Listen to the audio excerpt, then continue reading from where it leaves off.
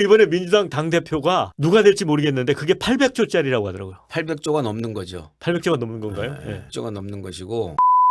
근데 800조 투자를 한다고 하는데 삼성전자, 하이닉스 주가는 이제 그 이후에 계속 빠지고 있어요. 그것뿐 아니고 미국의 마이크론이라든가 샌디스크, D램 관련된 주식들이 뭐 10%, 15%, 막 20% 폭락하고 있어요. 근데 CNBC가 그런 뉴스를 냈거든요. 삼성 SK가 800조 산업권 투자하는 거 자체가 반도체 투자가 고점 신호인 끝의 시작이라는 표현을 하면서 이제 반도체 상승이 이제 끝물이다. 네. 라는 기사를 썼어요. 근데 네. 그 영향 때문에 빠졌다는 설도 있거든요. CNBC의 그런 네. 그 보도가 나온 그 이유 중에 하나는 네. 제가 볼 때는 그 자본주의 시장, 특히 네. 글로벌 경제 체제에서는 관치 개입을 최악으로 보잖아요. 그렇죠. 왜냐하면 경제라는 것은 그야말로 기본 원리인 보이지 않는 손에 의해서 자율적으로 작동하고 자기들끼리의 선의의 경쟁을 통해서 최선의 효과를 내는 그런 기능을 갖고 있는 건데, 거기에 인위적인 권력과 사심이 들어가 있는 작동이 그 개입이 되게 되면 이게 왜곡되고 교란이 되기 때문에 네. 최악으로 생각을 하는데, 이번에 한국 반도체 산업부 분야의 이른바 선왕권의 800조 원 투자를 비롯한 무슨 2,400조 원의 예. 투자 프로젝트 뭐 이렇게 그 하는 것 자체가 이른바 자본주의의 가장 첨단이라고 볼 수 있는 AI 이 산업 분야에 네. 대한 권력의 개입, 이런 것에 대해서 엄중하게 신호를 보냈기 때문에 이 부분에 대한 우려와 걱정이 글로벌하게 한국 그 이 반도체 시장에도 적용이 될 수밖에 없었지 않느냐, 이렇게 생각이 되고, 특히 한국 주식 시장에서 지금 외국인들이 어제만 해도 약 7.7조 원을 팔고 빠져나갔다는 거 아니에요? 이것은 저 고환율의 영향도 있지만 시점으로 보면은 이재명 대통령 각각께서 3대 프로젝트를 발표를 지난 주말부터 계속 띄우면서 전국을 돌고 있잖아요, 지금. 네. 띄우면서 발표한 이후에 지속적으로 외국인들의 또는 외국 기관 투자자들의 매도가 일방적으로 진행되고 있는지, 이것에 대한 시그널이 뭔지 정신 차리고 지금 똑똑히 보아야 될 상황이다, 이렇게 보여집니다. 근데 이제 최태원 회장도 그렇고 이재용 회장도 그렇고 그 대통령과 함께 이제 발표를 하면서 보면 투자 목표나 계획에 대해서 되게 말을 흐리고 모호하게 이야기를 했잖아요. 그죠? 예를 들어 SK 같은 경우는 광주 전남이라고 안 하고 서남권이라는 그렇죠. 표현을 썼고 이재용 회장 같은 경우도 후보지라는 단어를 딱 갖다 붙여. 그리고 더 놀라운 사실은 그날 발표하고 나서 이제 오후 5시 10분에 주식시장 마감되고 두 회사가 다 공시를 했어요. 투자자들이 있기 때문에 거대 투자 계획은 공시를 하도록 의무가 돼 있잖아요. 근데 그걸 자세히 보면은 이사회의 승인 판단 과정에서 변경될 수 있다라는 단서 조항을 넣었어요. 당연한 거죠. 그러니까 이재명 대통령께서 국무회의를 통해서 본인이 그 삼성과 SK의 투자를 강요는 아니지만 그렇죠. 유도와 유인을 했다라고 근데 자백을 했잖아요. 그 차이가 뭐예요? 똑같은 거죠. 사실은 단어만 틀릴 뿐이지 의미는 똑같은 거지. 더군다나 절대 권력자인 대통령이 기업 총수들을 데려다 앉혀놓고 유도와 유인을 하는데 거기에 안 넘어가면 어떻게 되는지 잘 알고 있잖아요. 그렇죠. 그리고 또 거기에 넘어가면 나중에 정권이 바뀌면 어떻게 되는지 또 두 분 다 또 그 몸소 체험을 하신 분들 아닙니까? 국립대학에 다녀오신 분들이라. 그렇죠. 그래서 그 입장에서 볼 때는 대통령이 그 유도와 유인을 안 하는데 거기에 넘어가는 척하지 않으면 도저히 빠져나올 수가 없으니 일단 그분들이야말로 유도하고 대통령은 스스로 자뻑이 돼가지고서 아 내가 유도를 했고 유인을 했다, 유인에 성공했다라고 하지만 그 두 총수들은 또 대통령 머리 꼭대기에 앉아 있기 때문에 그러니까 빠져나갈 구멍을 다 그렇죠. 만들어 놓은 거야. 유도와 그죠? 유인을 당하는 척하면서 딱딱 단서를 달아가지고서 그러니까 공시에 다 포함시키는 그렇죠. 거예요. 다 그 빠져나갈 구멍을 만들어 놨고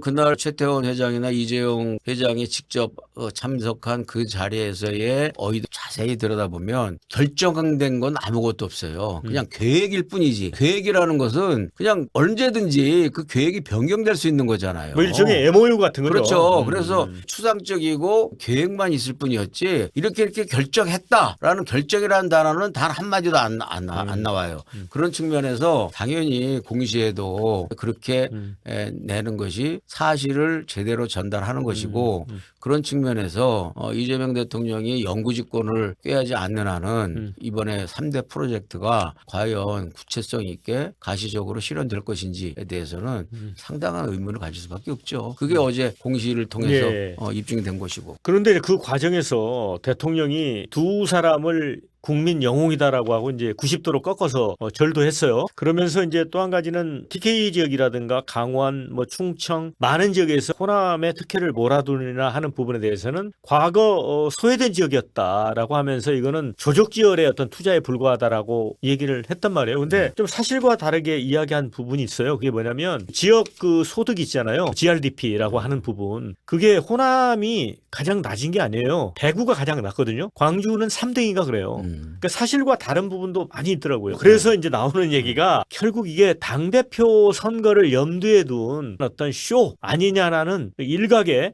정치권의 그 목소리도 있어요. 그건 어떻게 봐요? 이번에 민주당 당대표가 누가 될지 모르겠는데 그게 800조짜리라고 하더라고요. 800조가 넘는 거죠. 800조가 넘는 건가요? 네. 800조가 넘는 것이고 네. 그 뒤에 전국적으로 순회를 한다고 네. 하는데 저는 이게 이제 다른 지역을 선무하기 위해서 이렇게 돌아다닐 것으로 보여지는데 돌아다니면서도 계속 이제 그 수표를 끊어놔야 될 거 아니에요. 네. 그것이 나중에 부도 수표가 되든 어찌됐든 간에 당장의 선무 작업은 필요해 보이니까 예. 그런 측면에서 볼 때는 기업의 이와 같이 민간 자본을 권력이 끌어다가 팔을 비틀거나 목을 조르는 형태로 해서 강압적으로 투자를 시키고 강요하는 것은 이것은 법에도 나중에 처벌될 수 있는 굉장히 위험한 노릇일 뿐만 아니라 단순히 그 처벌되는 문제가 아니라 한국의 경제적 기초 체력을 골병 들고 말하자면 날려버릴 수 있는 매우 중대한 지금 국면이다.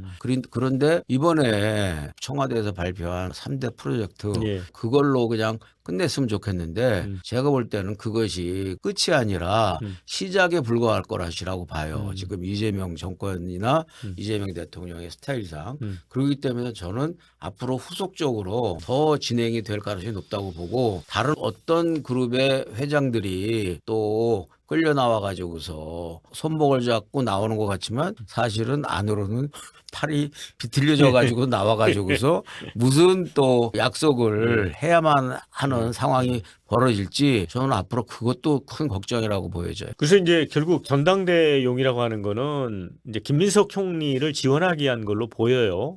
그래서 김민석 총리에게 마지막에 그런 얘기를 했잖아요. 나라를 구한 분이라고. 참 그 표현도 그 논란이 많았잖아요. 누가 나라를 구했다고요? 김민석 총리한테 나라를 구한 분이라고 칭찬의 말을 했단 말이죠. 이재명 대통령이. 어떻게 나라를 구했다는 거예요? 그러니까 그 논리는 아마 우리나라가 자살률이 굉장히 높잖아요. 근데 그 수치가 좀 줄었대요. 근데 그걸 그렇게 표현한 거예요.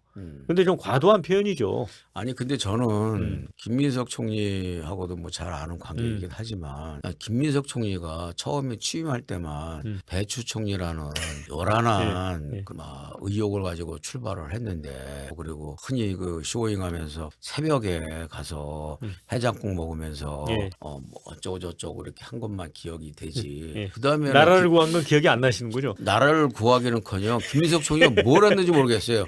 아니 그러니까 나라를 구한 사실은 없다는 이제 그렇죠. 말씀이시고 그런데 이제 이게 보면 이제 정청래하고 이제 송영길이 나와 있지만 대결에서 대통령이 사실은 전당대에 개입을 하는 거예요. 이게 개입을 하는 건데 그렇다 보니까 정청래가 그런 발언을 했어요. 전북 소외론을 언급했어요. 광주 전남 지역에 800조 반도체 집중 투자되는데 이원택 전북지사 7월 1일 취임식 했잖아요. 거기 갔는데 그런 얘기를 했단 말이에요. 저쪽만 저렇게 많이 투자를 하는데 전북은 어쩌면 좋아. 전북은 어쩌면 좋아. 그러니까 일종의 전북 소외론을 딱 꺼낸 거죠. 이게 기자들한테서도 그 얘기를 했어요. 네. 이거 보면 지금 정청래 전 대표가 이재명 대통령에 대해서 약간 또 영린을 건드리는 것 같기도 하고 그렇다 보니까 이재명 대통령이 공식적인 자리에서 이 발언 이후에 이런 발언을 했어요. 이 지역 특혜로는 없다. 지역에 선물을 나눠주는 식으로 지금 하는 게 아니다. 라고 하면서 또 박았거든요. 왜냐하면 대통령이 유도와 유인하면 그건 강요와 강압이 음. 수밖에 없는 것이고 예. 지금 현실적으로 그 선물로 주는 것이 아니다. 그렇죠. 라고 얘기를 한 것은 사실상 선물로 주고 있다라는 있다는 것을 반증하는 것일 반증하는 뿐만 것이다. 아니라 그다음에 대통령이 이와 같이 그 정당의 전당대회에 이렇게 노골적이고 깊숙하게 개입한 사례는 드물어요. 국민의힘이 지금 영 그 제대로 힘을 못 써서 그렇지 국민의힘이 정신 똑바로 차리고 전열이 제대로 정비가 됐다면 이거는 탄핵 얘기가 나왔어도 몇 번 나왔을 거예요. 이거는 이 특정 정당에 대한 정치 그 개입이 금도를 넘은 수준이에요. 이와 같은 전당대회에 대한 대통령의 노골적인 개입은 없었어요. 그럼에도 불구하고 여론조사를 보면 800조까지 배팅을 하고 그랬는데 김유석이가 여론조사를 보면 압도적으로 나와야 되는데 그렇게 안 나오죠. 그렇게 지금 안 나오고 있어요. 네. 그만큼 김민석 총리에 대한 인기나 국민들의 신뢰도가 낮다는 것을 의미하는 것이고 정청래가 나름대로 만만치 않다는 것을 보여주고 있는 것이고 그렇기 때문에 이재명 대통령이 더 몸이 달아서 계속적으로도 강도 높게 계속 저 전당대회 수렁 속으로 네. 본인의 발을 집어넣고 있는 거라고 봐요.